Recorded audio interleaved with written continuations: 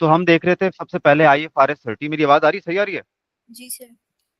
चलो, वही बात है, मैं क्विक सा रिकैप दे देता हूँ।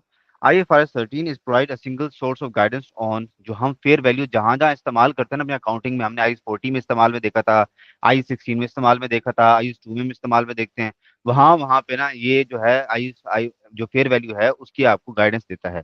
बट ये लिमिटेड होता है कुछ ही, क्या कहते हैं, स्टैंडर्ड्स तक। जिस तरीके से IAS 2 वाली फेयर वैल्यू जिसके जिसमें वो इस्तेमाल होती है, वो तो सेलिंग प्राइस होती है, estimated selling price minus estimated selling cost जो होती है, उसमें ये नहीं लगता। ये प्योरली जहां पे हमें मार्केट से किसी एसेट की या लाइबिलिटी की फेयर वैल्यू निकालने का कहता है, वहां वहां पे ये हमें गाइड करता है कि आपने कैसे निकलवानी है। Objective IFRS 13 is to provide a single source of guidance for a fair value measurement where it is required by reporting standard rather than being spread out throughout the several reporting standards। ठीक है, कि हर standard के अंदर बजाय कि हम आपको एक एक अलग बात करके बताएं कि आपने इसमें स्टैंडर्ड में फेयर वैल्यू कैसे निकालनी है, ये IFRS 13 आपको इस बारे में गाइड कर देता है। IFRS 13 will improve comparability between the many standards that require fair value measurement और fair value disclosures। वही बात। अच्छा, सबसे पहले हमारे पास है इसकी डेफिनेशन। फेयर वैल्यू होता क्या है? Fair value is the price that would be receive to sell an asset or paid the transfer and liability in orderly transaction between market participants at the measurable date, और आई an exit price. कि आपकी जो market में आपकी asset जिस price के ऊपर सेल होगा और आपको अमाउंट रिसीव होगी, या अगर आपने अपनी लाइबिलिटी ट्रांसफर करनी है तो आपको अमाउंट जो पे करनी पड़ सकती है इन मार्केट मार्केट पार्टिसिपेंट्स में। फेयर वैल्यू में be required to be disclose on recurring basis. Recurring basis बार बार, जिस तरीके से हम IAS 40 में कर रहे थे कि हर साल के आखिर में अपनी प्रॉपर्टी को हर साल फेयर वैल्यू एडजस्टमेंट पे लेके जाते थे। एंड नॉन रिकरिंग बेसिस, या जिस तरीके से हम प्रोविजन को भी करते हैं, या ऐसी भी हो सकता है कि वन ऑफ किसी एक दफा हम उसको फेयर वैल्यू के ऊपर देखें, जिस तरीके से हमने बिजनेस एक्विजिशन के मौके पे करते हैं, कि जैसे ही हम अपना बिजनेस एक्वायर करते हैं तो उसकी तमाम प्रॉपर्टी को, तमाम एसेट्स को, तमाम लाइबिलिटीज को फेयर वैल्यू के ऊपर लेके आते हैं। तो हर बार तो बिजनेस साल में हर साल तो एडजस्ट नहीं हो रहा होता ना, तो जब भी वो बिजनेस कंपनी एक्वायर करती है तो ऑन कॉम्बिनेशन हम उसको फेयर वैल्यू पे एडजस्ट करते हैं। देन हमारे पास है IFRS 13 establish a hierarchy that categories the inputs to valuation of techniques used to measure fair value as follow। के तीन तरीके हैं जिससे हम फेयर वैल्यू को मेजर कर सकते हैं। सबसे पहला और सबसे अच्छा तरीका है लेवल 1। इसमें क्या है? Level 1 inputs comprises coated price. के आपको अगर मार्केट में जाकर अपनी चीज की आपको प्राइस मिल जाती है, ऑब्जर्वेबल है, तो आपने चुप करके वो उठा लेनी है। इनएक्टिव मार्केट, वहां पे उसकी ट्रेडिंग होती है उस चीज की for the identical assets and liabilities, उसी से मिलता जुलता एसेट। हैंड फ्री की मैं मार्केट में प्राइस देने जा रहा हूं तो किसी और हैंड फ्री की देख लूंगा। And liabilities at measurement date. ठीक है, ऐसी हैंड फ्रीज की मार्केट में ट्रेड होती है। जिस तरीके से हमने देखा था एग्रीकल्चर वाले स्टैंडर्ड के अंदर, कि अगर हमें मार्केट में अपने जानवरों की फेयर वैल्यू मिल जाती है तो हम वो यूज करते हैं। ठीक है, अगर नहीं मिलती तो मजबूरन कॉस्ट पर रखते हैं। This is regard as the providing the most reliable evidence. अगर मेरी चीज की मार्केट में प्राइस लग जाती है और वो मेरे लिए सबसे रिलायबल एविडेंस होगा for the fair value is likely to be use without adjustment, और उसकी एडजस्टमेंट जरूरत भी नहीं है। मैंने 4-5 दुकानों में पता किया और मुझे अंदाजा हो गया कि मेरी चीज की वैल्यू कितनी है, मेरा फोन जो सेल मैंने करना है उसकी वैल्यू कितनी है। तो वो जो दुकानदारों ने मेरे फोन को देख के जज कर पाया, क्योंकि उसकी मार्केट में ट्रेडिंग हो रही थी, वो फोन बिक रहा था, लोग परचेज कर रहे थे, दुकानदार भी परचेज कर रहे थे और सेल भी आगे कर रहे थे, तो उसकी प्रॉपर ट्रेडिंग हो रही थी। तो दुकानदार ने जो मेरी बेहतरीन रेट लगाया, वो मैं उसको ले लूंगा। सबसे बेहतरीन तरीका ये होता है, सबसे रिलायबल एविडेंस ये होता है। दूसरा लेवल होता है, अगर उसकी एक्टिव मार्केट में ट्रेडिंग ना हो उस खास की, तो फिर क्या करना है? फिर वो observable input other than those included within the level 1 above which are observable directly और इनडायरेक्टली, फिर मुझे थोड़ी सी जजमेंट लगानी पड़ेगी। दिस में include quoted price for similar not identical asset और लाइबिलिटीज। फिर उस हैंड फ्री को हैंड फ्री से कंपेयर तो नहीं कर सकता। सपोज मैं हैंड फ्री ही बेचने गया, ठीक। लेकिन हैंड फ्री मार्केट में नहीं सेल आउट हो रही थी, उसकी एक्टिव मार्केट नहीं थी, लोग उसको परचेज और सेल नहीं कर रहे थे।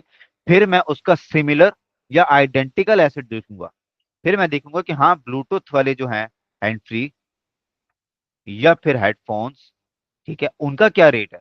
और फिर मैं कंपेयर करूंगा मेरी वायर्ड हैंड फ्री को, और मैं किसी अमाउंट के ऊपर पहुंचूंगा। और the prices for the identical similar asset liability in active market. ठीक है, typically they are required, they likely to require some degree of adjustment. हाँ, अब चूंकि मुझे हैंड फ्री का रेट तो नहीं मिला, तो इसलिए मुझे कुछ एडजस्टमेंट्स करनी पड़ेंगी। मुझे उसको कम माइनस प्लस माइनस करना पड़ेगा। इसकी एक और मिसाल ऐसे है कि हम किसी भी चीज को जनरली जो रेट करते हैं ना वो 10 पे करते हैं। रेट आउट ऑफ 10 कहते हैं ना, ये चीज की क्या रेट आप करोगे आउट ऑफ 10, वो कहते हैं 7 6 5 4 3 2 1। तो सपोज मेरे पास जो एंट्री थी,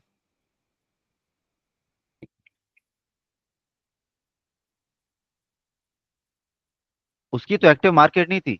हाँ, उसी कंपनी की सपोज जोनी की हेडफोन्स मार्केट में एक्टिव सेल हो रहे थे। तो अब मुझे कंपेयर करना है दोनों की प्राइसेस को। तो मैं क्या करूंगा, मुझे पता है ये सपोज अगर 10 है, इसके अंदर इतने फीचर्स हैं, इसके अंदर ब्लूटूथ है, इसके अंदर स्ट्रक्चर में ये बड़ा है, इसके अंदर बेस है, हैंड के अंदर बेस नहीं है, सारी चीजें। तो मैं आउट ऑफ 10 ना अपनी हैंड को इसके कंपैरिजन में रैंक करूंगा। सपोज मैंने रैंक किया या करवाया किसी एक्सपर्ट से, उसने कहा है कि ये 7 है आउट ऑफ 10। ठीक है, तो फिर मैं सपोज उस हेडफोन की जो प्राइस थी, सपोज वो $100 थी, तो उसको मैं 7 आउट ऑफ 10 कर लूंगा। तो मेरे पास एक अमाउंट आ जाएगी $70। ठीक है, तो इस तरीके से मैं इसकी एडजस्टमेंट भी कर सकता हूँ। ठीक है। लेवल 3 क्या है? Level 3 inputs are unobservable inputs. ये हम कहीं पे भी अंदाजा नहीं लगा सकते, कोई हमें बता से नहीं सकता, हम ऑब्जर्व नहीं कर सकते मार्केट में इसके रेट को ऑफ एन एसेट और liability based upon the best information available, including information that may reasonably available relating to market participants. ये क्या है कि आपने फिर जजमेंट करना है, आपके पास जो भी बेस्ट अवेलेबल सोर्स है इसके अंदर, इसमें सारी जो बाकी बातें हैं, जो जो मेरे पास अवेलेबल अदर सोर्सेज हो सकते हैं, किसी एक्सपर्ट को हायर कर लूं, किसी से वैसे ही मशवरा ले लूं। ठीक है, ये जो सारी बातें होती हैं फिर लेवल 3 में उसने कवर कर दी है। तो पहला और दूसरा जो है ये फर्स्ट और सेकंड प्रायोरिटी, और लेवल 3 बहुत लास्ट में हम चूज करते हैं। देन हमारे पास वही फर्क आ गया, रिकरिंग बेसिस की वो फेयर वैल्यू एडजस्टमेंट्स होती हैं जो कि हम हर एनुअली करते हैं, हर रिपोर्टिंग डेट पे करते हैं। Fair value on recurring basis rises when reporting standard requires fair value to measured on ongoing basis, मतलब आपने मुसलसल करते रहना है, जिस तरीके से हम आईज 40 में इन्वेंट्री प्रॉपर्टी के साथ कर रहे थे। फिर हमारे पास है non recurring basis. Non recurring basis arises when reporting standard require fair value to measured at fair value only at certain specific circumstances. किसी खास मौके पे हम फेयर वैल्यू पे एडजस्ट करते हैं। This would apply for example the application of IFRS 3 business combination, वही बात हो गई जो कंसोलिडेशन में होती है। IAS chapter 18 where item were measured at fair value at the date of acquisition. अब चैप्टर 18 देख लेते हैं, इसमें क्या था। जस्ट अ सेकंड, ताकि ये बात मुकम्मल हो जाए। अच्छा, ये चैप्टर मेरे ख्याल से वो अभी आपने करना है। ठीक है, ये चैप्टर 18 उसके अंदर है। बहरहाल इसके अंदर कोई भी ऐसी चीज जो कि वन ऑफ इवेंट में होती है उसको कहते हैं नॉन रिकरिंग बेसिस, और जो कि मुसलसल ऑनगोइंग बेसिस के ऊपर, कंटिन्यूअस बेसिस के ऊपर होती रहती है, दैट्स रिकरिंग बेसिस। देन हमारे पास मेजरमेंट। हाँ, वो यहाँ पे कुछ गाइडलाइंस आपको देगा कि आपने अगर फेयर वैल्यू यूज करनी है तो आपको कुछ बातों का ख्याल रखना पड़ेगा। When measuring fair value on entity shall take into account the characteristic of asset liability, कि आपने अपनी चीज की कैरेक्टरिस्टिक्स को भी जज करना है। ठीक है, सच करेक्टरिस्टिक इंक्लूड कंडीशन। आपने मार्केट से हैंड फ्री का रेट तो लेके आ गए, लेकिन आप अपनी हैंड फ्री देख लो, उसकी तो एक साइड चलती ही नहीं है, उसका वॉल्यूम वाला बटन तो चलता ही नहीं है। तो आपने वो भी देखना है कि इसकी एडजस्टमेंट कैसे होगी। जो फॉर एग्जांपल आईफोन एक्स है फॉर एग्जांपल, वो न्यू क्या कहते हैं डब्बा पैक आपको 1 लाख का मिल जाता है, लेकिन आपका आईफोन एक्स तो यूज है। ठीक है, आप उसको 1 लाख पे नहीं सेल आउट कर सकते, तो आपने कंडीशन देखनी है। और लोकेशन, लोकेशन भी मैटर करती है। सपोज पाकिस्तान भर में जो फॉर एग्जाम्पल एक एक मंजिला घर का जो रेंट है, that is suppose 30,000 per month. ठीक है, तो लेकिन आपका भाई जो जहाँ आप घर आपसे रेंट पे लगा रहे हो वो तो किसी ऐसी गुमनाम इलाके में है कि जहाँ पे कोई रहना ही नहीं पसंद करेगा, तो आपको मजबूरन इसको 5,000 में भी कोई ले ले, बड़ी बात है। ठीक है, तो आपको एप्लीकेशन और कंडीशन दोनों देखनी पड़ेंगी। या फिर आपका घर जो 30,000 में वैसे रेंट आउट हो जाता है, आपका घर तो टूटा फूटा है, उसमें तो किचन भी टूट छोटा सा है, उसके अंदर कमरे भी छोटे छोटे हैं, और उसके अंदर डिजाइन भी स्ट्रक्चर भी वैसा नहीं है, पेंट भी सारा उखड़ा हुआ है, तो आपको ये चीजें देखनी पड़ेंगी, कंडीशन लोकेशन। देन रिस्ट्रिक्शंस भी कुछ होती हैं ऑन सेल और यूज ऑफ एसेट। कई दफा गवर्नमेंट रिस्ट्रिक्शंस लगा देती है कि आपने ये प्रॉपर्टी सेल नहीं करनी है, इसको यूज नहीं करना। तो रिस्ट्रिक्शन की वजह से जो चीजों की वैल्यू होती है वो कम हो जाती है। ठीक है, an entity shall measure at the fair value of asset liability using the assumption the market participants would use when pricing the assets or liability, कि आपने उस वक्त ये अंदाजा लगाना है कि अब देखो, ये बात बहुत इंपॉर्टेंट इस सेंस में हो जाएगी कि देखो, मैं आईफोन मेरे पास है और मैंने सेल करना है सपोज, मैं मार्केट में गया, मैं दुकानदार के पास गया, दुकानदार जो ऑलरेडी काम कर रहा था आईफोन की परचेज और सेल का, ठीक है। उसने जब मुझसे फोन लेना है ना, तो सपोज मार्केट में अगर उस फोन की प्राइस 80,000 है ना, तो उसने मुझसे 65 या 70,000 में लेना है, ठीक है। क्यों? क्योंकि उसने यूज नहीं करना, उसने आगे सेल करना है, उसने उसमें से अपना प्रॉफिट रखना है, अपने बिजली के बिल, ओवरहेड, ये सारे खर्चे पूरे करने हैं। तो कभी भी मैं दुकानदार की प्राइस को नहीं मान सकता इसके ऊपर। हाँ, मैं एज्यूम ये करूंगा अगर वो दुकानदार इसको यूज करे, ठीक है, तो फिर उसकी क्या प्राइस होगी, फिर 80,000 होगी, तो इसको मैं फेयर वैल्यू दूंगा। फिर हमारे पास है the fair value of asset liability shall not be adjusted for transaction cost. Transaction cost वो होती है कि आपका फेयर वैल्यू, फॉर एग्जांपल इसी आप आईफोन की मिसाल को आगे बढ़ा लेते हैं, इसको आप बेचने गए, आपकी कोई क्या कहते हैं, रिक्शे का किराया लगा, वहां पे मार्केट पहुंचते हुए वहां पे आपने फॉर एग्जांपल सामान कहीं रिखवाया, तो आपकी कुछ उसने पार्किंग, फॉर एग्जांपल पार्किंग, आपने बाइक पे गया तो पार्किंग की कॉस्ट होगी आपके ऊपर, रास्ते में फ्यूल भरवाया वो कॉस्ट होगी आपके ऊपर, रास्ते में खाना खाया वो कॉस्ट होगी आपके ऊपर, ये ट्रांजेक्शन कॉस्ट है। ट्रांजैक्शन को कंप्लीट करने की कॉस्ट है, किसी बंदे को आपने वहां पैसे दिए कि मेरा सही रेट लगवा दो उसको, जो आपने पैसे दिए, तो उन अमाउंट्स को कभी भी आपने अपनी फेयर वैल्यू में एडजस्ट नहीं करना, अभी भी उसको 80,000 ही रखना है। तो ये थ्योरेटिकल बातें हैं सारी, ठीक है। ये इसने फिर वही बात कर दी कि आई 13 जो आई 513 जो है, ये लीज के ऊपर नहीं लगता, इन्वेंट्रीज के ऊपर नहीं लगता, और वैल्यू इन यूज आई 36 के ऊपर नहीं लगता, ठीक है। फिर इनका करना क्या है, अब इनका डिस्क्लोजर भी इंपॉर्टेंट है। एंटिटी शैल डिस्क्लोज इन्फॉर्मेशन हेल्प। अच्छा, यूजर्स को आपने जो अपनी फेयर वैल्यू लिख दिया किताबों के अंदर, आई 40 आप कर रहे थे, आपने लिख दिया कि मेरी बिल्डिंग जो है पहले 100 की थी अब 120 की हो गई है, तो आपने यूजर्स को गाइड करना होता है कि आप जो ये एजम्पशन लगा रहे हो, ये जो फेयर वैल्यू का आप जो गैप बता रहे हो 20 का, ये आपने कहाँ से लिया, तो इसलिए आपको फेयर वैल्यू को डिस्क्लोज करना पड़ता है। Head disclosing information, वो information that help user of financial statement assess both of the following for the asset liability that measured at fair value on the recurring or non-recurring basis investment in statement of financial position after initial recognition, the evaluation of the valuation techniques। पहले तो आपने वो amount बतानी है जिससे आपने fair value adjustment की है, फिर आपने वैल्यूएशन टेक्निक, आपने उस वैल्यूएशन तक कैसे पहुंचे, एक्सपर्ट का इस्तेमाल किया, खुद मार्केट में गए, प्रॉपर्टी डीलर से बात की, and the input use to develop those measurements, या इसके अलावा कोई भी इनपुट जो हमने 3 मेथड पढ़े हैं, उसमें से कौन सा आपने इस्तेमाल किया। देन फॉर रिकरिंग, जो कि बार बार आप कर रहे हो, fair value measurements using significant unobservable inputs, अगर उसके अंदर कोई बहुत बड़ा अनऑब्जर्वेबल इनपुट आ गया है कि उसकी मार्केट में अब प्राइस ही आपको नहीं मिल सकती, तो आप मजबूरन क्या करते हो, आप कॉस्ट के ऊपर जाते हो, ठीक है। जिस तरीके से हमने आई 40 के अंदर बलोचिस्तान वाली प्रॉपर्टी को डिस्कस किया था, the fact of measurement on profit and loss, obviously अब जब मैं उसको फेयर वैल्यू से कॉस्ट मॉडल पे लाता हूँ, तो फेयर वैल्यू गेन या लॉस जो था वो पीनल के अंदर हिट होता था, ठीक है। तो ये भी आपने बताया है। So this is the all the theory that we have been covering in the previous chapters and now we have studied in a single standard, ठीक है। तो ये बस सिंगल सी थ्योरी, इसको आपने बस कॉन्सेप्टली याद रखना है, इसमें कुछ भी ऐसा वैसा नहीं है कुछ नई बात हुई हो, ठीक है। अब we move to our main course of the day, बहुत बड़ी मछली, दैट इज इंटरप्रिटेशन। आपने इसको पिछले भी सब्जेक्ट में किया था, बट उसमें सिर्फ रेशियोज थे। इस बारी क्या होगा कि ये जो चैप्टर है ये सिर्फ 15% आपका मैथमेटिकल है, प्रैक्टिकल है, जबकि 85% मैं इसको कहूंगा कि ये आपका थ्योरेटिकल है, जस्ट लाइक ऑडिट। अच्छा, और ये बहुत इंपॉर्टेंट चैप्टर है, 20 नंबर का सवाल इसमें से आ सकता है आपके जो स्टडी कैप्लान की किट है उसके अंदर इसके सवाल मौजूद हैं, लॉन्ग क्वेश्चंस मौजूद हैं, और वो अगर मैं दिखाऊं आपको, आगे दिखाऊंगा तो आपको थोड़ा सा हैरान भी परेशान भी कर देंगे, कितने बड़े बड़े सवाल।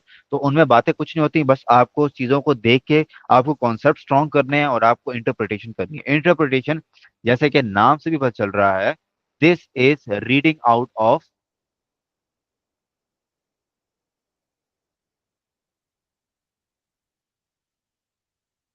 Reading of FS. अगर मैं इसको सिंगल सेंटेंस में आपको बताऊं कि जो एफएस में आपके सामने इंफॉर्मेशन है, आप बजाय ऐसी की चीज को आप देखने पे लग जाओ, इंटरप्रिटेशन आपको हेल्प करता है कि आप फाइनेंशियल स्टेटमेंट को इंटरप्रेटेड इंटरप्रेट करो, एनालाइज करो।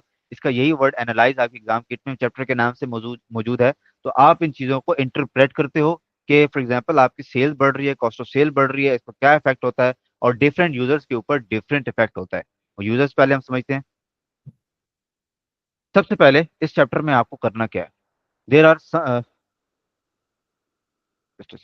देर are some ratios formula you should know, ठीक है। इसके अंदर कुछ रेशियोज के फार्मूलाज होते हैं, और आपको सबसे पहले उन फार्मूलाज को याद करना है, आपको पता होना चाहिए फार्मूलाज के। इसको मैंने बहुत आपके लिए सिंपल सिंपल कर दिया। ये चैप्टर ऐसा है कि अगर बच्चे को सही से ना समझाया जाए और वो सिर्फ स्टडी टेक्स्ट के पीछे पड़ा रहे तो उसको चैप्टर समझ नहीं आता, और उसके लिए ये एक नाइटमेयर बन जाता है। लेकिन अगर इसको थोड़ा सा सिंप्लीफाई करके लेके चला जाए तो it's a very easy chapter, और आपको ऑडिट वाली इसमें से वाइब आएगी। आपके सामने फैक्ट फिगर्स होंगे जिस तरीके से हम एनालिटिकल प्रोसीजर्स में करते थे, और आप फिर उनको कंपेयर करते हो कि कंपनी अच्छे में घाटे में जा रही है कि मुनाफे में जा रही है। फिर ठीक। उन फार्मूलाज के पीछे कुछ लॉजिक्स होती हैं, वो फार्मूला ऐसे ही नहीं बना दिए गए, ठीक है, उनकी लॉजिक आपको पता होनी चाहिए। फिर उनके पीछे फैक्टर क्या है, वो बढ़ क्यों रहे हैं और कम क्यों हो रहे हैं, ठीक है। मैं फॉर एग्जांपल एक साल आपकी रेशियो आई 0.8, अगले साल आ रही 0.7, तो आपको पता होना चाहिए कि कम होने के क्या वजूहात, क्या कारण हो सकते हैं, ठीक है, वो हम समझेंगे। फिर आपने उसके ऊपर अपना कंक्लूजन, अपने कमेंट्स भी पास करने होंगे, ठीक है। पहले मैं आपको दिखा देता हूँ आपका सेक्शन सी स्टडी टेक्स्ट का, ताकि आप थोड़े से परेशान हो जाओ और थोड़े से सीरियस हो जाओ।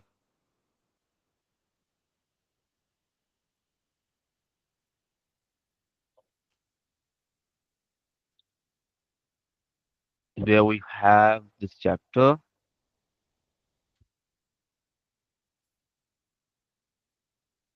section C,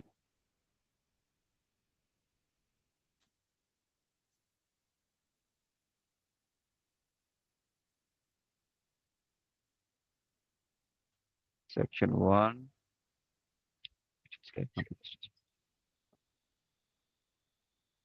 ये ऊपर है ना। ये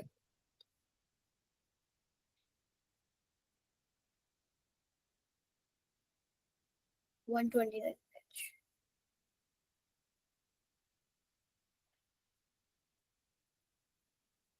बिजनेस कॉम्बिनेशन,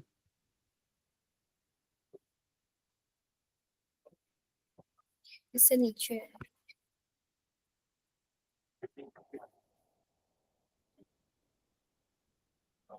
थिंक ये है।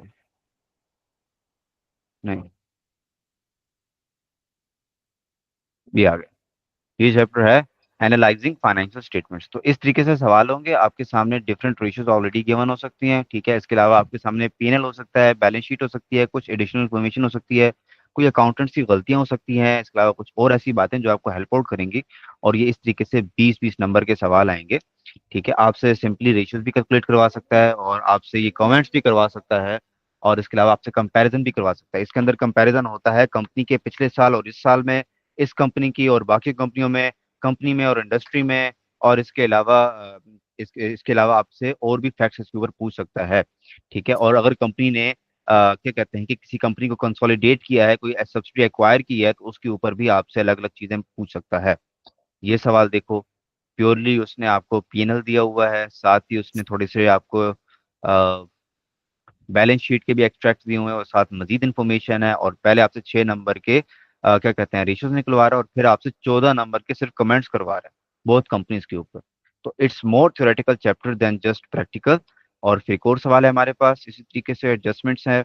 तो अब मेरी यही अप्रोच मैंने सोची है कि आपको साथ साथ की प्रैक्टिस कराता जाऊं। पहले मैं आपको सारे कॉन्सेप्ट्स दे दूं एक ही क्लास के अंदर, और फिर हम जितने भी दिन होंगे आहिस्ता आहिस्ता हर रोज एक एक सवाल करते जाएंगे, ताकि ये आपका जो ये वाला एरिया है ये सिक्योर हो। 20 नंबर का एरिया कोई छोटी मोटी बात नहीं है, तो ये आपको अच्छे से आना चाहिए। एटलीस्ट ठीक। इतना तो आए कि आप 15+ मार्क्स इसमें से ग्रैब कर सको। सबसे ठीक। पहले यूजर्स ऑफ फाइनेंशियल स्टेटमेंट, ये आपने बात कई जगह पढ़ रखी है कि जो कंपनी के जो फाइनेंशियल स्टेटमेंट्स के यूजर्स हो सकते हैं वो डिफरेंट हो सकते हैं। शेयर होल्डर्स होते हैं, पोटेंशियल इन्वेस्टर्स हो सकते हैं, जिनके लिए हम ईपीएस भी बना रहे थे इन दोनों के लिए। Primarily concern with receiving N adequate return on the investments, but it must at least provide security and liquidity, ठीक है। कि कंपनी के ओनर्स होते हैं, इनको रिसीव करते हैं ये कंपनी से डिविडेंड्स वगैरह। देन हमारे पास है सप्लायर, जो कंपनी को सामान देते हैं, या लेंडर, जो कंपनी को क्या कहते हैं कि लोन पे चीजें देते हैं, concern with security of their debt और लोन। और इनका कंपनी में क्या क्या कहते हैं स्टेक होता है, they look for the security of their debt और लोन, की उन्होंने जो कंपनी को पैसा दे रखा है वो कहीं डूब ना जाए। वो सिक्योर रहे, कंपनी इतना प्रॉफिट करती रहे कि उनको हर साल सूद देती रहे। Management concerned with the trend of the trend and the level of profit since this is the main measure of their success। Management का इंहिसार होता है प्रॉफिट के ऊपर, उनको इसीलिए एक्वायर किया जाता है कि आप इतना अच्छा बिजनेस करें कि हम प्रॉफिट कमाएं, और अगर गलत चला बिजनेस तो प्रॉफिट नहीं आएगा तो हम आपको जॉब से निकाल सकते हैं। तो उनका कंसर्न होता है कि कंपनी के ऑनर्स को अच्छे से अच्छा प्रॉफिट लेके दें। देन हमारे पास इसके अलावा भी कुछ यूजर्स होते हैं, बैंक मैनेजर्स जिन्होंने बैंक को पैसा दिया हुआ है, फाइनेंशियल इंस्टीट्यूशन, इसके अलावा बैंक के अलावा की और कंपनी है जिन्होंने जिस तरीके से लेसर्स होते हैं जिन्होंने कंपनी को लीज पे एसेट्स दिए हुए हैं, एम्प्लॉयज कंपनी के, प्रोफेशनल एडवाइजर्स और इन्वेस्टर्स टू इन्वेस्टर्स। फिर हमारे पास है फाइनेंशियल जर्नलिस्ट एंड कमेंटेटर्स, ये सारे कंपनी के यूजर्स हैं। कंपनी की फाइनेंशियल स्टेटमेंट जब निकलती है तो ये लोग बेताब होते हैं कि हमको पढ़ें और किसी कंक्लूजन पे पहुंचे, हमारा जो उनसे फायदा है क्या वो निकल रहा है कि नहीं निकल रहा। ठीक फिर है। हमारे पास रेशियोज को स्टार्ट करते हैं। रेशियोज की जनरल 4 टाइप्स हैं आपके स्टैंडर्ड के अंदर। अच्छा, इसमें ना हम स्टडी टैक्स को बहुत कम ही इंक्लूड करेंगे क्योंकि स्टडी टैक्स में बातें बहुत इधर उधर की हैं, तो उसके ऊपर हम बाद में जाएंगे, दफा गो थ्रू कर लेंगे। पहले हम जरा चीजों को समझ लेते हैं। सबसे पहले हमारे पास होते हैं प्रॉफिटेबिलिटी रेशियो। जिस तरीके से नाम से ही पता चल रहा है कि कंपनी के जो प्रॉफिट्स होते हैं उसके ऊपर ये रेशियो डिपेंडेंट होते हैं, और ये कंपनी की परफॉर्मेंस को डिफाइन करते हैं, कंपनी का बिजनेस कैसा चल रहा है। जाहिर सी बात है, अगर हमने किसी कंपनी का बिजनेस जज करना है कि उसकी परफॉर्मेंस कैसी जा रही है, तो हम उसका प्रॉफिट देखेंगे कि प्रॉफिट कमा रही है कंपनी, वाह यार कंपनी तो लाखों का प्रॉफिट, अरबों का प्रॉफिट कमा रही है, इतना प्रॉफिट कमा रही है कि सरप्लस में जा रही है, मजीद से मजीद बिजनेस एक्सपैंड करती जा रही है, मजीद सब्सिडीज एक्वायर करती जा रही है। तो इसीलिए प्रॉफिटेबिलिटी रेशियो से हम कंफर्म करते हैं कि वाकई कंपनी की परफॉर्मेंस अच्छी है कि नहीं है। देन लिक्विडिटी रेशियोज, कि कल को company, sorry, am I getting returns for the sales, के कंपनी इसमें देखती है कि कंपनी जो सेल्स कर रही है उसकी सेल्स तो धड़ाधड़ होती जा रही है, लेकिन क्या उसको पैसे मिल रहे हैं फ्रॉम देयर डेटर्स। इसके अलावा कंपनी के अपने क्रेडिटर्स को पैसे दे पा रही है, ठीक है, एक्चुअल कंपनी के पास पैसा आ रहा है कि नहीं आ रहा। कंपनी ये तो नहीं है कि बस पैसे चीजें बेची जा रही है और उसको बदले में कोई रिटर्न नहीं मिल रहा। देन हमारे पास है long term financial stability ratios. ये ऐसे रेशियोज हैं कि जिससे आपके बैंक्स और ये सारे लोग जो हैं ये इसके यूजर्स आ जाते हैं, can be business survive long term. इसमें ये यूजफुल होते हैं कि क्या कंपनी के पास इतना पैसा है, इतनी इक्विटी है, इतना लॉन्ग टर्म डेट है कि कंपनी के पास अगर क्राइसिस आ जाता है तो कंपनी चल पाए, कंपनी के पास सेविंग्स हैं, ठीक है। फिर हमारे पास इन्वेस्टर्स रेशियो, ये इन्वेस्टर्स से रिलेटेड होते हैं कि वो देखते हैं कि कंपनी में इन्वेस्टमेंट करना फायदेमंद है कि नहीं है। इसकी एक किस्म हमने पढ़ रखी थी, ईपीएस, कि इन्वेस्टर देखेगा कि क्या शेयर जो उसने इन्वेस्ट करना है उसके ऊपर कंपनी का जो प्रॉफिट उसकी तरफ से आना है वो प्लस में है कि नहीं है, ठीक है। तो ये सारी बातें। अच्छा, आपको जनरली जब भी आपने सवाल करना है, आप इतने काबिल होने चाहिए स्टैंडर्ड के बाद कि आपको रेशियो कैलकुलेट करना आना चाहिए, उसके रिजल्ट को एक्सप्लेन करना आना चाहिए, रीजन बताने चाहिए कि ऐसा प्लस माइनस क्यों हो रहा है, और आखिर में आप एनालाइज भी उस रीजन को कर सको, ठीक है। ये सारी चीजें हम समझेंगे। सबसे पहले हम गो थ्रू करते हैं रेशियोज से। रेशियोज की डिफरेंट टाइप से आज की क्लास हमारी कॉन्सेप्चुअल होगी। सबसे पहले हम रेशियोज ही को समझते हैं।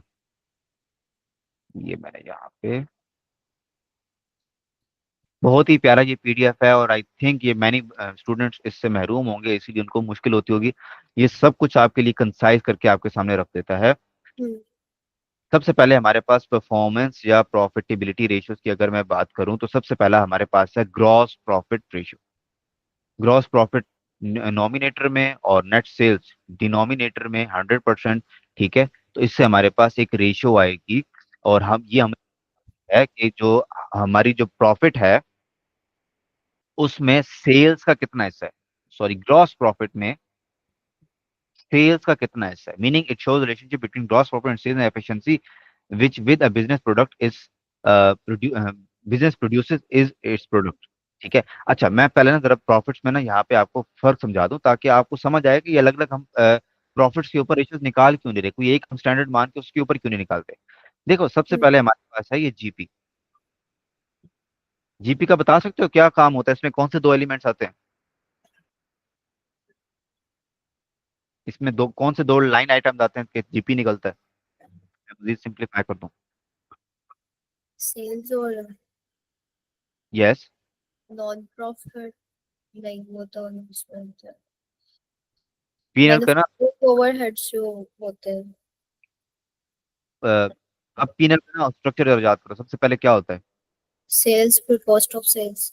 यस, और फिर हमारे पास आता है जीपी, सही। ठीक है। तो इस तरीके से होता है ना statement of profit and loss. ये मैनेजमेंट की क्लास नहीं है, तो यहाँ पे सेल, उसमें से कॉस्ट ऑफ सेल या कॉस्ट ऑफ गुड्स मैन्युफैक्चर्ड, इसको हम लेस करते हैं सेल में से, तो हमारे पास ग्रॉस प्रॉफिट आता है। फिर हम ऑपरेटिंग एक्सपेंसेस लेस करते हैं, तो हमारे पास आता है ऑपरेटिंग प्रॉफिट। ठीक है, या इसको इसका एक और नाम भी होता है, अकाउंटिंग में ऑपरेटिंग प्रॉफिट कम इस्तेमाल होता है profit net before interest and tax. ठीक है, नेट प्रॉफिट भी तो होता है। वो बाद में आता है, बताता हूँ। फिर इसमें से जब हम इंटरेस्ट टैक्स लेस करते हैं, ठीक है, और इसके अलावा अदर इनकम्स ऐड करते हैं, जिस तरीके से रेंट है, ये सारी बातें, तो हमारे पास एक और अमाउंट आती है जिसे कहते हैं नेट प्रॉफिट, आखिर वाला फाइनल। इसके बाद कोई एडजस्टमेंट की जरूरत नहीं है, जिसको हम पिछले सालों में कर रहे थे पैट, फाइनल, एक कंक्लूसिव अमाउंट। ठीक है, लेकिन उससे पहले एक अमाउंट होती है PBIT, profit before interest and tax. अब मैं यहाँ आपको ये समझाता हूँ कि ये अलग अलग 3 स्टेप्स के ऊपर प्रॉफिट क्यों निकाल रहे हैं, एक ही नेट प्रॉफिट लेते हैं जो इवेंचुअल अमाउंट है। अच्छा, ये जो जीपी होता है ना, ये आपके मैन्युफैक्चरिंग से रिलेटेड होता है, कि जितने भी आपने सेल की है उसमें कितना मैन्युफैक्चरिंग वाला हिस्सा है। Cost of sale is all about manufacturing, material, labour, overheads. ठीक है, तो उसमें से आपका कितना जो मैन्युफैक्चरिंग प्रॉफिट निकलता है। अभी इसके अंदर मैंने सॉरी ओवरहेड्स नहीं डाले, ओवरहेड्स जैसे कि एडमिन एक्सपेंसेस हैं, डेप्रिसिएशन है, इसके अलावा मार्केटिंग एंड सेलिंग एक्सपेंसेस है, उनको मैं भी नहीं इंक्लूड करना चाह रहा। मैंने अगर देखना है कि यार सपोज अगर मैं 100 रुपए की चीज बेच रहा हूँ, तो मुझे मटेरियल 100 से कम का मिल भी रहा है कि नहीं। ये तो नहीं है कि मैं मटेरियल 120 का ला रहा हूँ और आगे चीज एट द एंड मैं 100 की बेच रहा हूँ। तो जीबी मेरी मदद करता है डायरेक्टली मुझे मटेरियल लेबर से, डायरेक्ट मटेरियल डायरेक्ट लेबर से प्रॉफिट निकालने में। ठीक है, तो it's all about manufacturing part of the SPL that tells के इसके अंदर स्पेसिफिकली मैन्युफैक्चरिंग से क्या कंसर्न है। अभी इसके अंदर मैंने ओवरहेड्स के तड़के नहीं लगाए। ठीक है, ओवरहेड जो कि इनडायरेक्ट रिलेटेड होते हैं टू मैन्युफैक्चरिंग। ठीक है, नॉन मैन्युफैक्चरिंग कॉस्ट आप जिसको कहते थे, जी। पीबीआईटी या ऑपरेटिंग प्रॉफिट। फिर जब उसमें मैं ओवरहेड का तड़का लगाता हूँ, इसके अलावा मेरी बिजली जो जल रही है, मैं सिक्योरिटी गार्ड को जो फीस दे रहा हूँ, मेरे जो बिल्डिंग का रेंट है, जो कि नॉन मैन्युफैक्चरिंग खर्चे हैं मेरे। ठीक है, या एडमिन एक्सपेंसेस हैं, अकाउंटेंट्स बैठे हैं, जिस तरीके से आप और हम जब किसी इंडस्ट्री में बैठेंगे तो हमें ऑपरेटिंग एक्सपेंस होंगे, हम डायरेक्टली मैन्युफैक्चरिंग में पार्ट नहीं ले रहे होंगे। ठीक है, तो उनके खर्चे डाल के एट द एंड मेरे पास कितना प्रॉफिट आता है, ऑपरेटिंग प्रॉफिट जी हो गया। फिर उसके बाद वन ऑफ जो चीजें होती हैं, अब वन ऑफ चीजें कैसे होती हैं कि मैंने कोई बिल्डिंग बेच दी, ठीक है, उसके ऊपर मुझे लॉस आ गया। अब बिल्डिंग हर साल तो मैं नहीं बेच रहा, मैं तो कभी कभार बेचूंगा, वो फिर मैं बाद में लेस करता हूँ। ठीक है, वो इधर से लेस होंगी, इधर मैं लिख देता हूँ, यहाँ पे लिखा नहीं मैंने, वन ऑफ एक्सपेंसेस। ठीक है, ठीक या है। जिस तरीके से बैड डेट एक्सपेंस है, बैड डेट एक्सपेंस कोई कंफर्म मेरा एक्सपेंस नहीं है, मैंने अपने उधारियों को वादा नहीं किया कि हर साल मैं आपको इतना उधार माफ कर दूंगा। वो तो वन ऑफ इवेंट होता है, कभी अच्छा भी हो जाएगा, कभी बुरा भी हो जाएगा। ठीक है, और इसी तरीके से interest is not even directly related to my manufacturing. फिर टैक्स, टैक्स भी कोई फिक्स अमाउंट नहीं होती। हाँ, मैंने अपने अकाउंटेंट से वादा जरूर कर रखा है कि मैं आपको सैलरी इतनी जरूर दूंगा। फिर अदर इनकम्स भी जो होती हैं, वो भी मेरे मेन, मेरा मोटिव नहीं होता उनको कमाना। मैं अगर फॉर एग्जांपल मैं नेस्ले वाली मेरी कंपनी है, मैं मेरा काम है कि मैं डेयरी प्रोडक्ट्स को मार्केट में बेचूं। हाँ, मेरे पास एक बिल्डिंग फ्री की पड़ी है, मैंने उसको रेंट के ऊपर लगा दिया, वहां से इनकम जनरेट हो रही है, तो वो ऑब्वियसली मेरी अदर इनकम तो है। लेकिन नेस्ले कभी भी उसको चौड़े होके अपने यूजर्स को नहीं बताएगा कि यार हमारी आज हमने इतना रेंट कमा लिया। वो जरूर सेल को चौड़ा होकर जरूर बताएंगे कि हाँ भी हमने इतनी दही बेच ली है, इतना दूध बेच लिया, इतनी चॉकलेट्स बेच ली हैं। ठीक है, तो अदर इनकम भी वन ऑफ इवेंट होता है। वही बिल्डिंग कल को टेनांट मेरा खाली करके चला जाए, मुझे कोई नुकसान नहीं होगा, क्योंकि मेरा मेन प्रॉफिट वो था ही नहीं।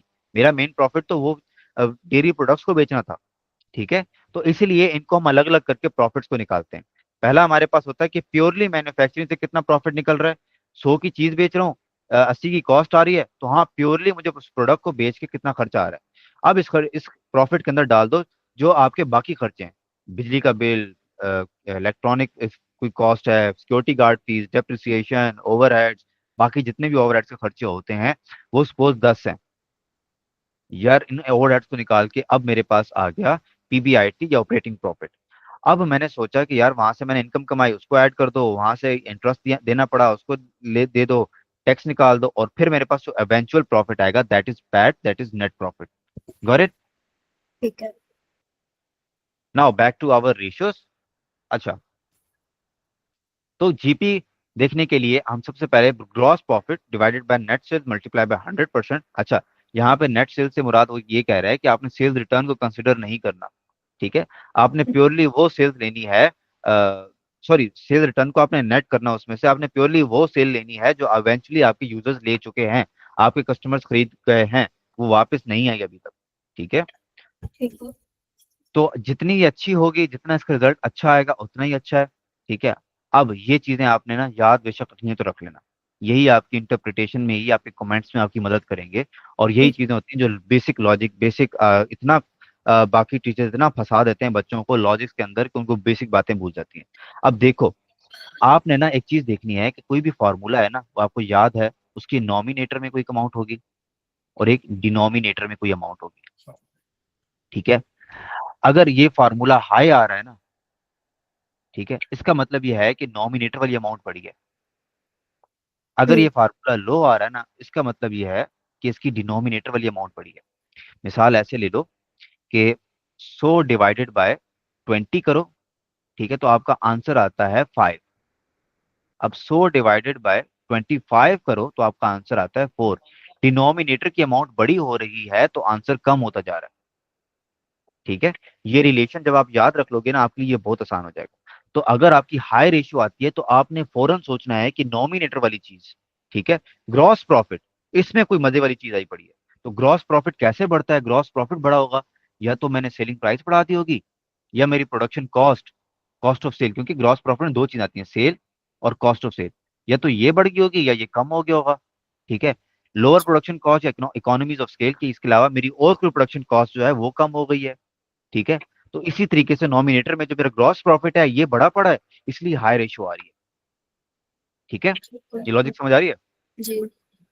देन इसकी ऑपोजिट, लो आप लो रेशियोज को देख लो कि डिनोमिनेटर की अमाउंट बड़ी हो रही है, इसका मतलब ये है कि नॉमिनेटर वाली अमाउंट में कमी आ रही है, सेलिंग प्राइस कम हो रही होगी, मेरी परचेज कॉस्ट बढ़ रही होगी, मेरी प्रोडक्शन कॉस्ट बढ़ रही होगी।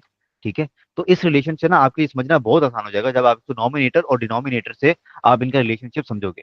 तो आपने ये फार्मूलाज को याद रखना है, इन चीजों को बेशक आपने पानी की तरह इनको पी जाओ। ठीक है, यही आपके कमेंट्स हैं, यही आपके एनालिसिस हैं इसके ऊपर।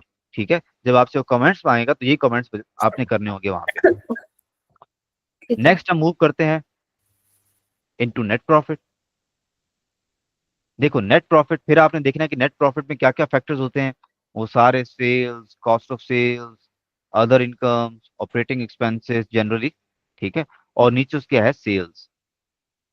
फिर वही बात कि प्रॉफिट आफ्टर टैक्स को नेट सेल्स कहते हैं, और सेल्स में हमेशा आपने नेट सेल्स लेनी है कि उसमें से सेल्स रिटर्न जो आपको कस्टमर ने वापस कर दिया उसको निकाल देना है। इवेंचुअली कस्टमर आपसे कितने अमाउंट लेके गया, कितनी आपसे सेल्स करके गया, आपने वही इसमें कंसिडर करनी है। The higher is better. और इसका मीनिंग क्या है? ये मीनिंग भी आपको वहां पे मदद करेगा, ये आपने समझना है। तो overall profitable business, it shows how efficiently the business is conducting the operation to ensure higher profits, वही वाली बात। अच्छा, फिर अब आ जाओ इसके ऊपर।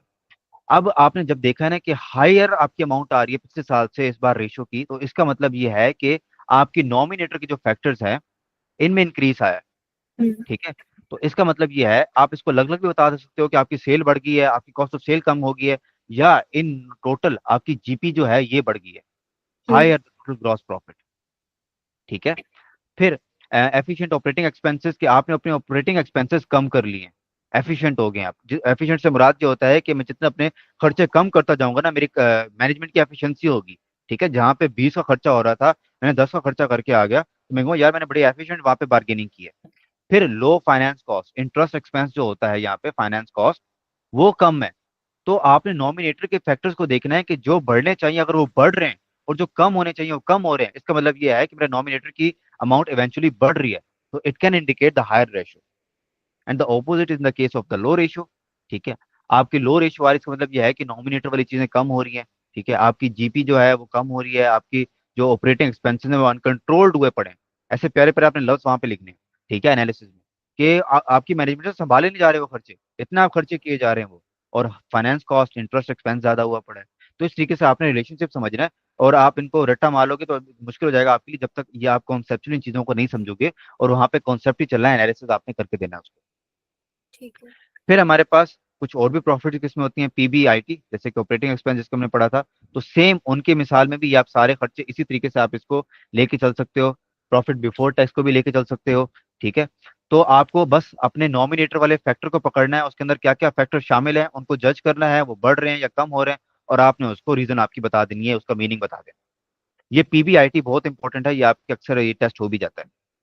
तो पीबीआईटी अगर मैं बताऊं तो इसके अंदर क्या आता है, सेल आता है, कॉस्ट ऑफ सेल आता है, और ऑपरेटिंग एक्सपेंस आता है। अगर आपको मैं कहूँ इसके ऊपर कमेंट करो कि हमारी रेशियो जो है वो हाई हुई पड़ी है, आपने रेशियो कैलकुलेट की, आपको कंपेरिजन में दिया हुआ है 3, आपकी निकला ये 4, सपोज एक मैं लमसम सिक फिगर ले लेता हूँ, तो आप देख रहे हो कि रेशियो हाई हो चुकी है। अब आप कमेंट्स करोगे कि पीबीआईटी में सेल बढ़ चुकी है, कॉस्ट ऑफ सेल कम हो चुकी है, ऑपरेटिंग एक्सपेंस कंट्रोल में है मेरे, ठीक है, जीपी मेरा बढ़ चुका है।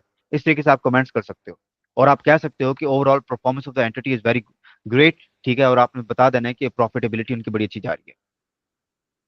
फिर ठीक इसके है। अलावा कुछ कॉस्ट रेशियोज भी होती हैं खर्चों से related, based on similar concept, same concept है ये, पी एसपीएल की सारे कॉन्सेप्ट्स हैं। ठीक है। Cost ratio can also be form for given.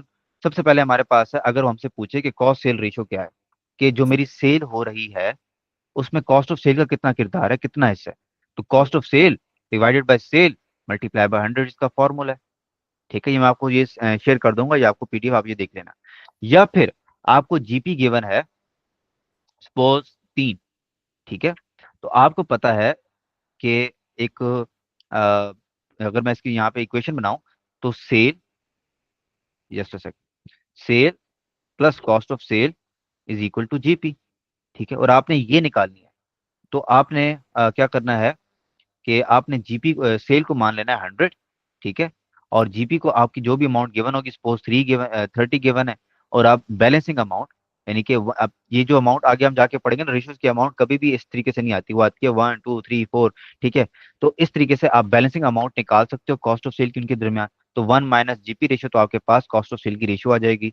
इसी तरीके से ऑपरेटिंग एक्सपेंसेस सेल रेशियो यहाँ से भी निकाल सकते हो कि operating expenses divided by sales multiply by 100, या 1 - ऑपरेटिंग प्रॉफिट रेशियो। तो इस तरीके से आप कॉस्ट रेशियोज भी निकाल सकते हो। इसके बाद तीसरा हमारे पास रेशियो है, this is return on capital employed. ये किस रेलिवेंट हो सकता है? कैपिटल एम्प्लॉयड से मुराद शेयर होल्डर्स, या फिर पॉसिबल शेयर होल्डर्स, या पोटेंशियल यूजर्स। ठीक है।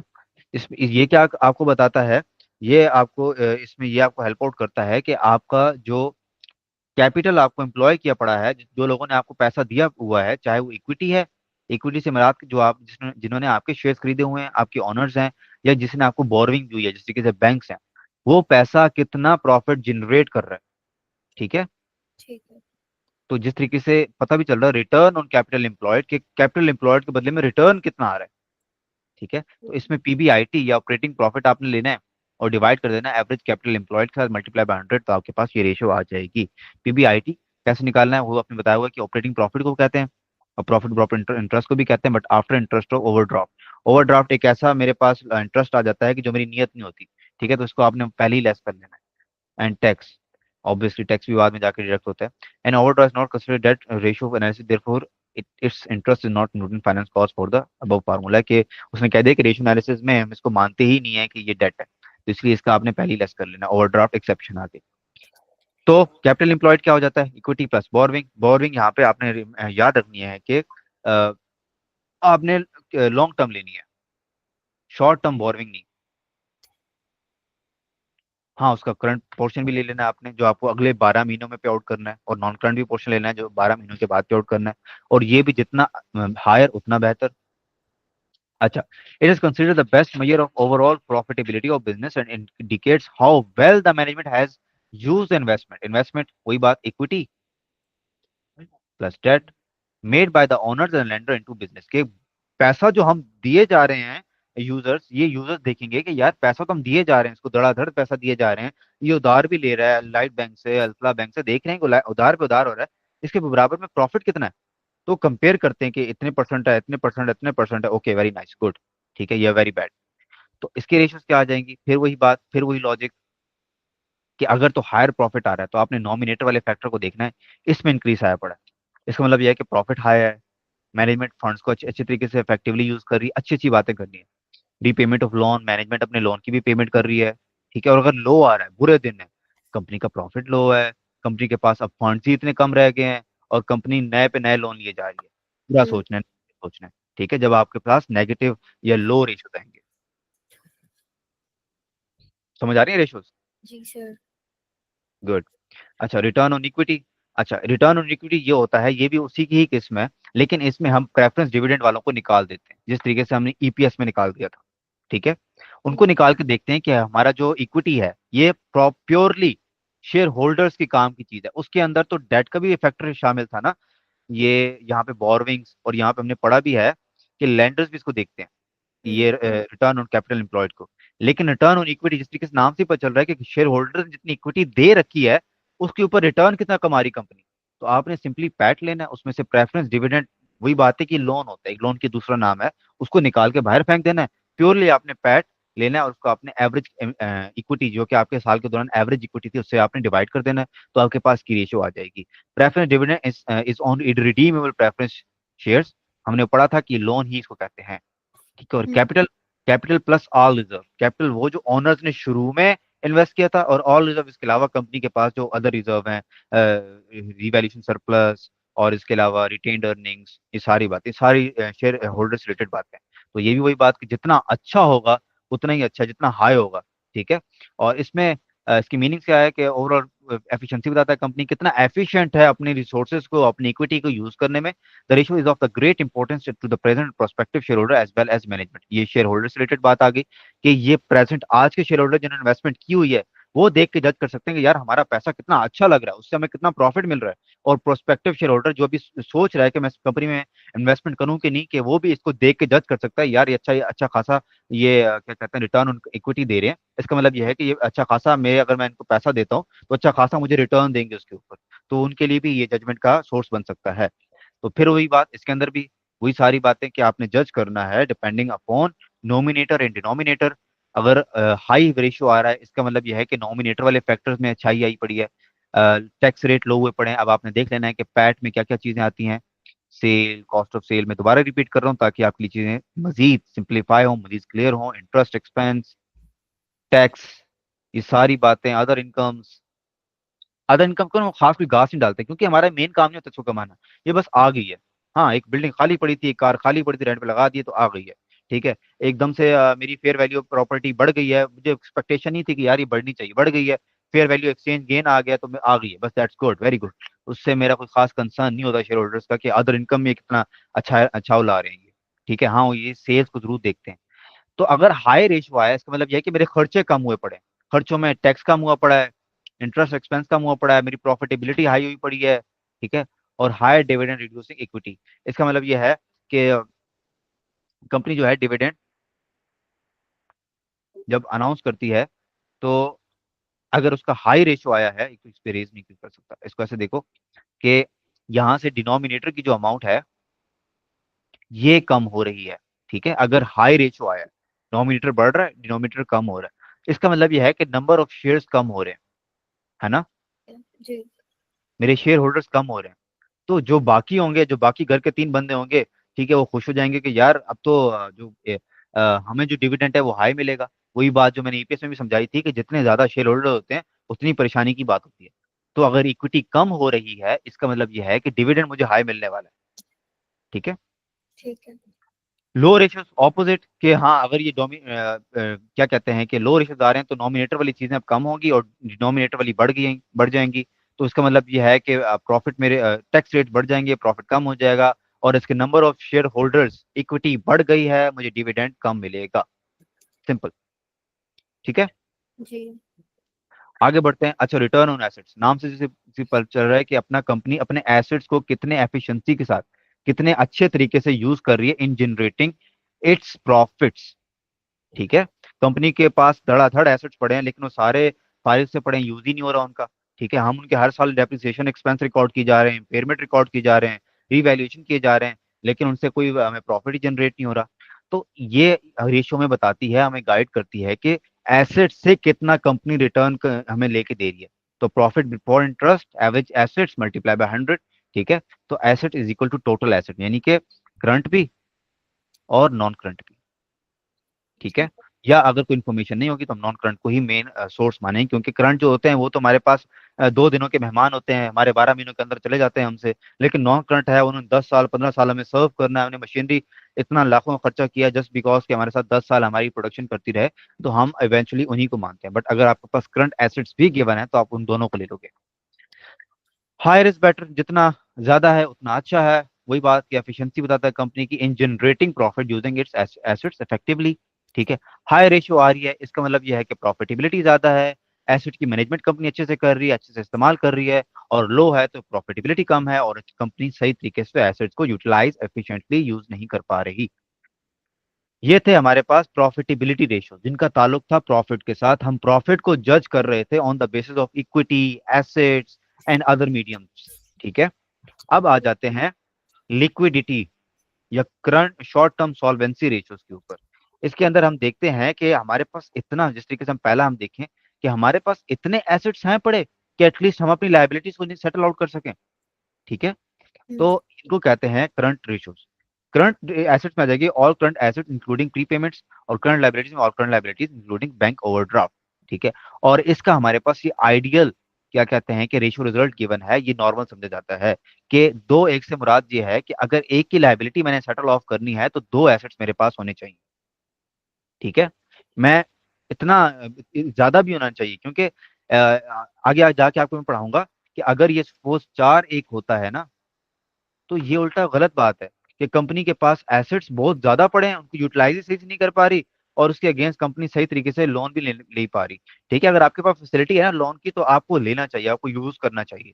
ठीक है, तो इसलिए आप इसको एक क्या कहते हैं अच्छे से मार्जिन में लेके चलो। ठीक है। ठीक है, बहरहाल मेरे ख्याल से ये ना आपकी रिड्यूस होगी, ये 1.5 to 1 हो चुकी है। ठीक है, स्टडी टेक्स्ट में इसको हम एक दफा जब स्टडी टेक्स्ट को रीच आउट करेंगे, एक दफा मैं फाइनल क्लास के एंड में उसको एक दफा रीड आउट करना है, गो थ्रू करना है, तो उसमें देख लेंगे इसको दोबारा से। तो इसका वही मीनिंग कि it represent the margin of safety of और कुशन अवेलेबल टू क्रेडिटर्स, कि क्रेडिटर इससे रिलैक्स रहते हैं कि ये किसके लिए फायदेमंद होगा, क्रेडिटर्स के लिए जिन्होंने हमें लाइबिलिटीज दे रखी है, कि यार मैं रिलैक्स हूँ, इतना कुशन इतना मार्जिन ऑफ सेफ्टी इनके पास पड़ा है कि अगर इनसे मैं इंटरेस्ट मांगता हूँ, इनसे मैं पैसे मांगता हूँ, तो उनके पास पड़े हैं। ठीक है, it is index to business financial stability, और बताता है कंपनी कितना फाइनेंशियली स्टेबल है कि अपनी लाइबिलिटीज को सेटल ऑफ कर सके। ठीक है, और फिर इसके बाद हमारे पास रीजन है इसकी। आपने वही डिनोमिनेटर और नॉमिनेटर पे लॉजिक को लेके चलना है। अगर हाई आ रहा है, इट मींस कंपनी की लिक्विडिटी पोजीशन में इंप्रूवमेंट बेटर है, कंपनी के पास ज्यादा एसेट्स हैं लाइबिलिटीज से। ठीक है, poor recovery control over debtors के कंपनी के। हाँ, अब वही मैंने बात कर दी ना कि ज्यादा होना भी एक तरीके से गलत बात हो सकता है, कि आपके एसेट्स अच्छे खासे हुए पड़े हैं। ठीक है, तो इसका मतलब ये है कि रिकवरी नहीं हो पा रही, रिसीवेबल जो है वो अच्छे खासे हुए पड़े हैं, वो कैश में कन्वर्ट ही नहीं हो पा रहे। ठीक है, तो हम्म, जो मेरे करंट एसेट जिसके अंदर रिसीवेबल आता है, डेटर्स आते हैं, ठीक है, अगर अच्छे खासे हुए पड़े हैं तो ये तो है मेरी सेल धड़ाधड़ किए जा रहा हूँ, रिसीवेबल मैं बुक पे बुक करता जा रहा हूँ, अपने एसओ एफपी को मैं एक्सपैंड करता जा रहा हूँ, लेकिन उसके अगेंस्ट मैं कोई रिकवरी नहीं कर पा रहा। जब रिकवर होंगे तभी तो लेस होंगे। ठीक है, ठीक है। तो ये एक इंडिकेटर होता है, ये आपको इसके पॉजिटिव और नेगेटिव दोनों पता होने चाहिए। फिर लार्जर इन्वेंट्रीज, अगर कंपनी के पास करंट एसेट बहुत ज्यादा है, इसका मतलब ये करंट एसेट का ही एक एलिमेंट है इन्वेंट्री। हम समझेंगे कंपनी के पास इन्वेंट्री बहुत ज्यादा है, वो सेल आउट नहीं हो पा रही, एनआरवी का रिस्क है, ये सारी बातें। ठीक है, और फिर उसके बाद लेस क्रेडिट परचेज, के कंपनी के पास 4:1 से जो हमारे पास सपोज क्या कहते हैं कि रेशियो आ रही है और ये 1 खड़ा है, इसका मतलब ये है कंपनी क्रेडिट परचेजेस नहीं कर पा रहा, कंपनी हर चीज के लिए पैसे दे रही है। ठीक है, कंपनी पर क्रेडिट के ऊपर चीजें ले ही नहीं पा रहा, क्योंकि हम तो अगर खुद को हम हिसाब लगा के देखें, हमें अगर उधार के ऊपर कोई चीज मिली तो हम खुश होते हैं कि दे देंगे तुझे बाद में। ठीक है, तो कंपनी सही तरीके से डील नहीं कर रही, कंपनी के पास अच्छे क्या कहते हैं लैंडर्स नहीं है कि जो कंपनी को क्रेडिट के ऊपर चीजें दे। तो इस तरीके से आपने इसको दोनों एंगल से, दो धारी तलवार, दोनों आपको दोनों सिक्के के दोनों जाविये आपको पता होनी चाहिए। अगर रेशियो ज्यादा है तो उससे बेनिफिट्स क्या है कंपनी को, कम है तो कंपनी को उससे नुकसानात क्या है। और इसके ऑपोजिट कि अगर लो रेशियो है 1:2, कंपनी को फाइनेंशियल डिफिकल्टी है, एसेट्स कम है, लाइबिलिटीज ज्यादा है, strict recovery from the debtors, company बहुत स्ट्रिक्ट है, अपनी रिसीवेबल बुक ही नहीं कर रही, ठीक है, फौरन अपने डेटर से पैसे ले लेती है। लोअर इन्वेंट्रीज, कंपनी के पास इन्वेंट्री बहुत कम है। लॉन्गर क्रेडिट पीरियड, कि कंपनी के पास पेएबल अच्छे खासे हैं, कंपनी के पास अच्छा खासा अपने क्रेडिटर की तरफ से क्रेडिट पीरियड है कि जब मर्जी दे देना, 60 दिन बाद, 80 दिन बाद। ठीक है, तो ये सारे आपको दोनों तरीकों से आने चाहिए। फिर ठीक। उसके बाद हमारे पास है लिक्विड रेशियो। लिक्विड रेशियो में सिंपल यही होता है, बस इसमें इन्वेंट्री को हम निकाल देते हैं। इन्वेंट्री का जो एलिमेंट होता है इसको निकाल देते हैं, फिर हम जज करते हैं कि क्या कंपनी इतनी स्टेट में है कि अपनी लाइबिलिटी को सेटल आउट कर सके थ्रू इट्स करंट एसेट। इसको लिक्विड, हम इन्वेंट्री को निकालते क्यों हैं, इसकी लॉजिक समझ। करंट एसेट्स में जितने भी हमारे पास आइटम्स होते हैं, लाइन आइटम्स होते हैं, इन्वेंट्री एक ऐसा आइटम होता है जिसके लिए कंपनी बनी है, इसी को तो बेचना है, सेल करनी है। ठीक है, और अगर इसी को ही मैं 100, सपोज 100 मेरे पास इन्वेंट्री पड़ी है, 100 ही मैं बेच के इन्वेंट्री अपनी क्या कहते हैं उससे सेल आउट करके पैसे कमा लूं, तो फिर तो मुझे इसको रखने की जरूरत ही नहीं है ना। तो ठीक। इतना आसान नहीं होता इन्वेंट्री को सेल आउट कर देना। मेरे पास 10 एंट्रीज मैं लेके तो आ गया हूँ बाजार से, लेकिन अब मुझे कस्टमर ढूंढने हैं, उनको बेचना है। तो अगर मुझे फॉर एग्जांपल एकदम से quickly acid test, quick ratio आके मेरे से, लिक्विड रेशियो मतलब एकदम से आके मेरे जितने भी क्रेडिटर हैं आके एकदम से पैसे मांग सकते हैं, तो मैं अपने रिसीवेबल को तो कॉल करके धमका सकता हूँ कि यार मुझे पैसे भेज, अभी भेज। ठीक है, या फिर जिस तरीके से मेरा कैश एंड बैंक पड़ा है जो मैं अभी इस्तेमाल कर सकता हूँ, ठीक है, वो सारे मैं यूज तो कर सकता हूँ। लेकिन इन्वेंट्री एक ऐसा लाइन आइटम है जिसको इमीडिएटली मैं सेल आउट करके मैं अपने जो मेरा क्रेडिटर है उसका मुंह बंद नहीं कर सकता। ठीक है, हम इसको निकाल देते हैं इसमें से, ये जज करने के लिए कि जो बाकी करंट एसेट्स हैं, ठीक है, क्या वो इतने हैं कि करंट लाइबिलिटी सेटल आउट कर सकूं। तो ठीक। ये फैक्टर है। इसके लिए जो रेशियोज है वो 1:1 है, कि इतना होना चाहिए कि अभी के अभी जितनी लाइबिलिटी है उसको मैं सेटल आउट कर सकूं। ये नॉर्मल और स्टैंडर्ड है रेशियो का रिजल्ट। ठीक है, और फिर उसमें हम दोबारा पढ़ते हैं कि अगर हाई लो हो तो क्या सीन है। अच्छा, it measure the business capacity to pay off current obligation immediately, quickly. इसका नाम इसलिए ये है क्विक रेशियोज, कि अभी के अभी अगर मुझे सेटल आउट करना पड़े करंट ऑब्लिगेशंस को, ठीक है, तो मेरे पास कंपनी की क्या कैपेसिटी है। It is more accurate test of liquidity than current ratios, ये ज्यादा हमें एक्यूरेट अमाउंट बता सकता है than current ratios for this. ठीक है, और इसके अलावा यही बात है, अगर हमारे पास वही बातें सारी जो पिछले पहले हमने पढ़ी हैं, इसमें कुछ भी चेंजेस नहीं है, वो बातें हम यहाँ पे भी ऐड आउट कर सकते हो, एक्सेप्ट इन्वेंट्रीज वाला फैक्टर, कि अगर हाई आ रही है तो मतलब यह है कंपनी के पास लिक्विडिटी पोजीशन ज्यादा है, लॉन्गर कंपनी के पास डेटर पीरियड है। ठीक है, कंपनी ने जो डेट पे चीजें दे रखी हैं, अच्छा खासा टाइम दे रखा है, दो एक आ रहा है। ठीक है, तो अच्छा खासा उनके पास टाइम है, रिसीवेबल के पास, डेटर के पास, कि कंपनी को पैसे दें। और अगर लो है, 2:1 है, इसका मतलब यह है कि कंपनी के पास फाइनेंशियल डिफिकल्टी है, दो को सेटल करने के लिए भी एक नहीं है। और शॉर्टर डेटर्स क्रेडिट पीरियड्स का मतलब यह है कि कंपनी के पास जो ये एकदम से रिकवरीज हो रही हैं, कंपनी ने अपने डेटर्स को शॉर्टर क्रेडिट पीरियड दे रखा है, वो फौरन ही आके पैसे दे देते हैं। ये अच्छी बात है इसकी, सॉरी ये गलत बात, नेगेटिव बात है आइडेंटिटी ऑपरेटर, और ये हमारे पास अच्छी बात है इसकी। ठीक है, तो आपने दोनों तरीकों से देखना है। और ये वाले फैक्टर ऊपर वाली भी इसमें ऐड आउट आप कर सकते हो। ठीक है मेरे वेयर को। इट इज, हाँ, ये क्रेडिट परचेजेस वाला और ये रिकवरी के ऊपर ये तो बात हुई, दोबारा से होगी। तो इस तरीके से आपने रेशियोज को समझना है, इसके फार्मूला को जस्ट याद नहीं करना, आपने इसके पीछे सारी थ्योरी को समझना है। ठीक है, और फिर इसको हम लेके चलेंगे। खाओ तुम लोग, मैं आता हूं, लेके चलो। चले, अच्छा, फिर हमारे पास है वर्किंग कैपिटल रेशियोज। तो बस। क्या, ये तो शीट हम का है ना आज, ये तो खत्म करें रेशियोज, क्या कहते हो। नहीं सर, ये बहुत ज्यादा है। अच्छा, वो इसलिए कि मैंने कहा कि आपके दिन नहीं है ना। चले, मैं देखूंगा अगर रिकॉर्डिंग अवेलेबल हो सकी तो मैं आपको रिकॉर्डिंग प्रोवाइड कर दूंगा, ताकि हम इसकी ना असल में ये जो चीजें हैं ना, ये थ्योरी में बहुत आसान है, ये आप बार बार पढ़ते आ रहे हो, पिछले आप सब्जेक्ट में पढ़ते आ रहे थे। इस बार ना इसमें आपका होगा इंटरप्रिटेशन और कमेंट्स वाला तड़का। तो आपको ना एज एन ऑडिटर आप थोड़ा सा आपको बनना पड़ेगा। तो अच्छी बात है, साथ कॉम्बो भी ऑडिट का है।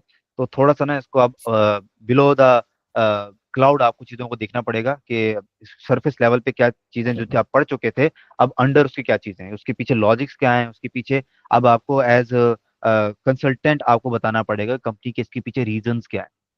ठीक है। तो यहाँ से फिर रेशियोज कल कंटिन्यू कर लेंगे, ठीक है, या मैं इसको रिकॉर्डिंग जो अवेलेबल बाकी, इसको मैंने कंप्लीट करना था, और उसके बाद एक सवाल कराना था रेशियोज वाला मैथमेटिकल, और फिर मैंने स्टडी टेक्स्ट कराना था। तो हमारी ये थ्योरेटिकली ये रेशियोज कवर हो जाएगी। फिर हमने इसके ऊपर धड़ाधड़ प्रैक्टिस करनी है, और फिर इसको हम फाइनलाइज करेंगे। ठीक है, ठीक है। चलें, ओके, आराम करो, अल्लाह हाफिज।